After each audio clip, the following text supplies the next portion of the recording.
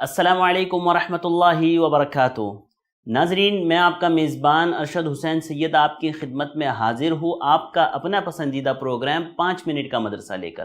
ہمارا پہلا موضوع ہے قرآن۔ اللہ تعالیٰ نے فرمایا وَإِذْ قَالَ مُوسَى لِقَوْمِهِ إِنَّ اللَّهَ يَأْمُرُكُمْ أَن تَذْبَحُوا بَقَرَةً قَالُوا أَتَتَّخِذُنَا هُزُوًا قَالَ أَعُوذُ بِاللَّهِ أَنْ أَكُونَ مِنَ الْجَاهِلِينَ۔ اور حضرت موسیٰ علیہ السلام نے جب اپنی قوم سے کہا اللہ تعالیٰ تمہیں ایک گائے ذبح کرنے کا حکم دیتا ہے، تو انہوں نے کہا ہم سے مذاق کیوں کرتے ہو؟ آپ نے جواب دیا میں ایسا جاہل ہونے سے اللہ تعالیٰ کی پناہ پکڑتا ہوں۔ بنی اسرائیل کا ایک آدمی قتل ہو گیا، قوم موسیٰ کا ایک آدمی قتل کیا گیا، مقتول کے ورثہ نے قصاص کا مطالبہ کیا۔ یہ جو ہے قوم موسیٰ کا واقعہ ہے کہ جب ان کے درمیان میں ایک شخص قتل ہوا تو اس کے گھر والوں نے مطالبہ کیا کہ جو ہے اس کا قصاص لیا جائے، یعنی اس کا بدلہ لیا جائے۔ تو اللہ تعالیٰ نے حکم دیا کہ ایک گائے ذبح کرو اور اس کا ایک ٹکڑا لے کر کے مردہ کے جسم سے لگاؤ تو وہ زندہ ہو جائے گا اور قاتل کی خبر دے گا۔ چنانچہ ایسا ہی ہوا، لیکن گائے مل جانے اور ذبح کرنے سے قبل انہوں نے موسیٰ علیہ السلام کو کس کس طرح سے جھٹلایا اور کیا کیا مذاق حضرت موسیٰ علیہ السلام کا اڑایا، اور کیسے بیہودہ سوالات جو ہے حضرت موسیٰ علیہ السلام سے کیے تاکہ جو ہے آپ کو نیچا دکھایا جائے، آپ کو جو ہے پریشان کیا جائے، اور جو ہے آپ کو تکلیف دی جائے۔ اس چیز کے لیے انہوں نے کتنی کوششیں کی، اس کا ذکر اللہ تعالیٰ نے آگے کی آیتوں میں کیا ہے۔ ہمارے یہاں بھی بعض لوگ ایسے بیہودہ سوالات کر لیتے ہیں جس کا کوئی مطلب نہیں ہوتا، جس کا کوئی معنی و مفہوم نہیں ہوتا۔ اسی چیز کا اللہ رب العالمین نے ذکر کیا آگے کی آیاتوں میں، اور یہ بتایا ہے کہ اس طرح سے آدمی اگر کرتا ہے تو وہ خود ہی کا نقصان کرتا ہے۔ انبیاء کا مذاق اڑانا یا کتاب و سنت کا مذاق اڑانا، جیسے کہ آج کے دور میں بھی بعض لوگ کرتے ہیں، قرآنی آیتوں کو جو ہے پڑھ کر کے اس کا مذاق اڑائیں یا اس کو مذاق میں تبدیل کر دیں، یا اللہ کے نبی صلی اللہ علیہ وسلم کا مذاق اڑائیں یا صحابہ اکرام کا مذاق اڑائیں۔ نعوذ باللہ، یہ بہت بڑا گناہ ہے، اس سے بچنا چاہیے۔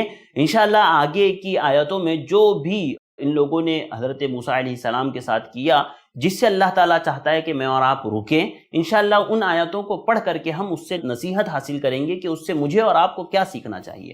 تو ناظرین، چلتے ہیں ہمارے آج کے دوسرے موضوع کی طرف، مگر اس سے پہلے آپ سے ایک گزارش، آپ ہمارے ویڈیو کو لائک کیجئے، کمنٹ کیجئے، شیئر کیجئے، ہمارے چینل کو سبسکرائب کرنا نہ بھولیے۔ آپ سبسکرائب کریں گے انشاءاللہ آپ کو ضرور بھی ضرور ہماری اپڈیٹس ملتی رہیں گی، جو بھی پروگرامز ہمارے بنیں گے، اور اس پروگرام کو جتنا آپ لوگوں تک شیئر کریں گے، جتنا آپ دوسروں تک پہنچائیں گے، انشاءاللہ جو کوئی بھی ان باتوں کو سنے گا، اس پر عمل کرے گا، اس سے عبرتیں حاصل کرے گا، انشاءاللہ اس کا اجر ضرور بھی ضرور آپ کو ملے گا۔ ہمارا آج کا دوسرا موضوع ہے تاریخ اسلام۔ تاریخ اسلام میں ہم بات کر رہے ہیں حضرت ابوبکر صدیق رضی اللہ تعالی عنہ کے تعلق سے۔ آپ کی شخصیت کتنی نمایاں، کتنی معتبر اور کتنی شاندار شخصیت تھی، ہم اس پر باتیں کر رہے ہیں۔ آج بھی انشاءاللہ ہم حضرت ابوبکر صدیق رضی اللہ تعالی عنہ کے تعلق سے ہی باتیں کریں گے۔ حضرت ابوبکر جو بدعتوں سے نفرت کرنے والے، لوگوں کو برے اعمال کرتے ہوئے دیکھے تو سب سے پہلے آواز اٹھانے والے شخص تھے۔ حضرت ابوبکر لوگوں کو جاہلی اعمال اور بدعات کے ارتکاب سے سختی سے منع کرتے تھے۔ آپ اسلامی اعمال کرنے اور اتباع سنت کی تاکید کرتے لوگوں کو۔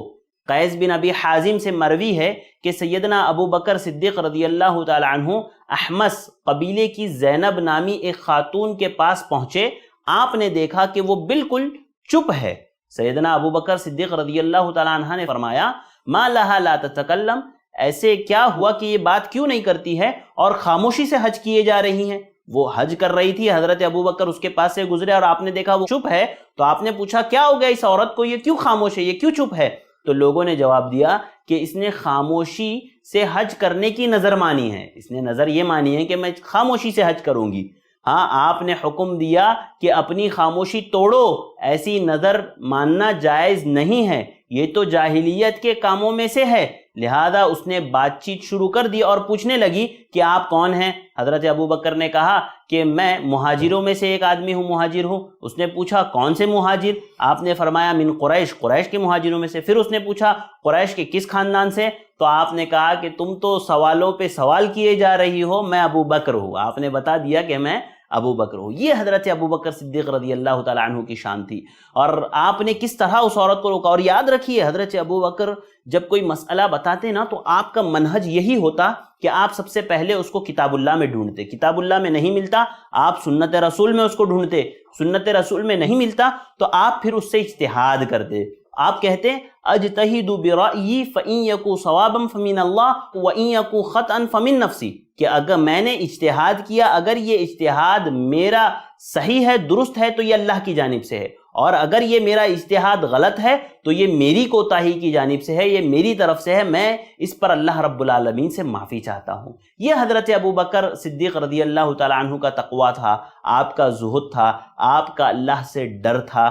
ہاں، مجھے اور آپ کو چاہیے کہ ہم حضرت ابو بکر کو نمونہ بنائیں، اور جہاں کہیں لوگ اس طرح کی بدعتیں کرتے ہوئے ملتے ہیں ہم انہیں روکیں، ہم انہیں سمجھائیں۔ دیکھیے کس طرح ایک عورت ایک بدعت کر رہی تھی، خاموشی سے حج کر رہی تھی، آپ نے فوراً روکا غلط عمل پہ، کہا یہ تو جاہلیت کی رسم ہے، یہ اسلام میں نہیں ہے۔ لہذا ہر وہ عمل جو کتاب و سنت سے ثابت نہ ہو، صحابہ کے اعمال سے ثابت نہ ہو، اس سے مجھے اور آپ کو دور رہنا چاہیے۔ ناظرین، یہ چند باتیں تھی جو میں نے آپ کے سامنے رکھی، امید کرتا ہوں آپ لوگوں کو سمجھ میں آئی ہوگی۔ اللہ تعالیٰ مجھے اور آپ کو ان باتوں پر عمل کرنے کی توفیق عطا فرمائے، آمین۔ السلام علیکم ورحمۃ اللہ وبرکاتہ۔ دین کی بات عام کرنے میں i+TV کی مدد کریں۔ پے ٹی ایم یا گوگل پے کے لیے ہمارے نمبرز پر ٹرانسفر کریں۔